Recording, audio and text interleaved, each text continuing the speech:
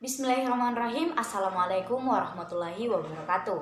Perkenalkan, nama saya Miftahul Amalia, nomor urut 20 dari kelas 11 Al-Biruni, yang pada kesempatan kali ini akan memberikan berbagai jawaban atas beberapa pertanyaan yang berkaitan dengan demokrasi. Baiklah teman-teman sekalian, terdapat 6 pertanyaan terkait demokrasi yang akan saya bahas pada kesempatan kali ini. Yang pertama, apa yang dimaksud dengan demokrasi? Nah, demokrasi merupakan suatu bentuk pemerintahan.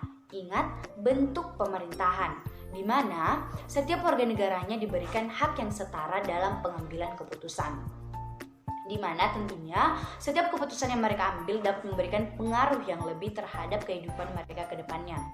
Dengan kata lain, demokrasi mengizinkan setiap warga negaranya untuk turut berpartisipasi baik secara langsung atau melalui perwakilan dalam perumusan, pengembangan, serta pembuatan hukum. Pertanyaan yang kedua, jelaskan macam-macam demokrasi. Nah, demokrasi terbagi atas beberapa kelompok. Yang pertama, berdasarkan penyaluran kehendak yang terdiri atas 2 macam demokrasi, yaitu demokrasi langsung dan demokrasi tidak langsung. Demokrasi langsung maksudnya setiap warga negara terlibat secara langsung serta memiliki hak pengambilan keputusan oleh pemerintah.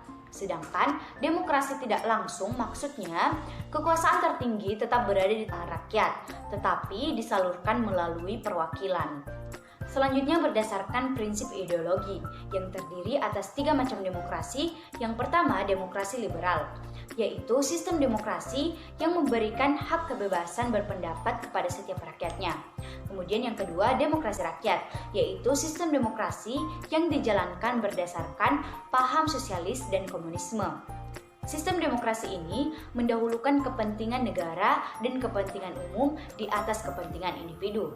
Dan yang ketiga, demokrasi Pancasila, yaitu sistem demokrasi di mana pemerintahannya dijalankan berdasarkan nilai-nilai Pancasila dan berasaskan musyawarah mufakat yang mengutamakan kepentingan umum.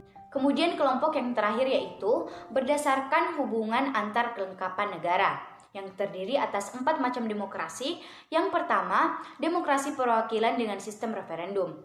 Maksudnya, setiap warga negara memiliki hak untuk memilih setiap wakil di parlementer dengan melalui pemungutan suara secara menyeluruh. Kemudian yang kedua, demokrasi perwakilan dengan sistem parlementer, yakni sistem demokrasi yang mana terdapat hubungan yang kuat antara badan legislatif dan badan eksekutif. Yang ketiga, demokrasi perwakilan dengan sistem pemisahan kekuasaan. Maksudnya, kedudukan badan legislatif dan badan eksekutif berada di tempat yang terpisah dan tidak berkaitan secara langsung. Dan yang keempat, demokrasi perwakilan dengan sistem referendum dan inisiatif rakyat. Sistem ini menggabungkan antara demokrasi perwakilan dengan demokrasi langsung. Sistem ini memiliki perwakilan di parlemen, tetapi tetap dikendalikan oleh rakyat melalui sistem referendum. Beralih ke pertanyaan yang ketiga, jelaskan pengertian dari Sokoguru Demokrasi Universal.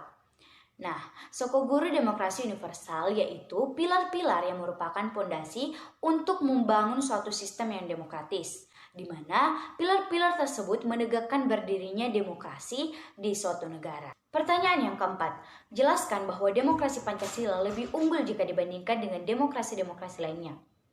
Pertanyaan yang cukup menarik. Ada beberapa hal yang menjadikan demokrasi Pancasila lebih unggul jika dibandingkan dengan demokrasi-demokrasi lainnya, yaitu demokrasi Pancasila selalu memberikan penghargaan terhadap hak asasi manusia dan juga tidak pernah mengabaikan hak-hak minoritas. Demokrasi Pancasila selalu mendahulukan kepentingan rakyatnya. Dalam hal ini, hak-hak rakyat selalu diakui dan juga dihargai. Demokrasi Pancasila selalu mengutamakan musyawarah untuk mufakat. Barulah setelah itu menggunakan suara terbanyak dalam pengambilan keputusan. Tak hanya itu, demokrasi Pancasila selalu menjunjung tinggi kebenaran dan juga keadilan. Dan tak lupa, selalu mengutamakan kejujuran dan juga itikat baik. Pertanyaan kelima, buktikan bahwa negara Indonesia adalah negara demokratis, baik secara normatif maupun secara empirik.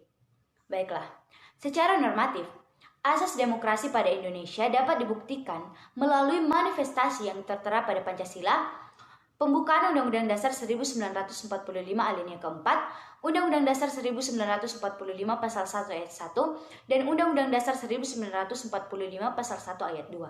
Kemudian, secara empiris dapat dibuktikan dengan keberlangsungan politik praktis di Indonesia, yang mana bahkan sampai hari di mana proses pemilihan kepala negara, kepala daerah, dan wakil rakyat selalu dilakukan melalui proses pemilihan secara langsung.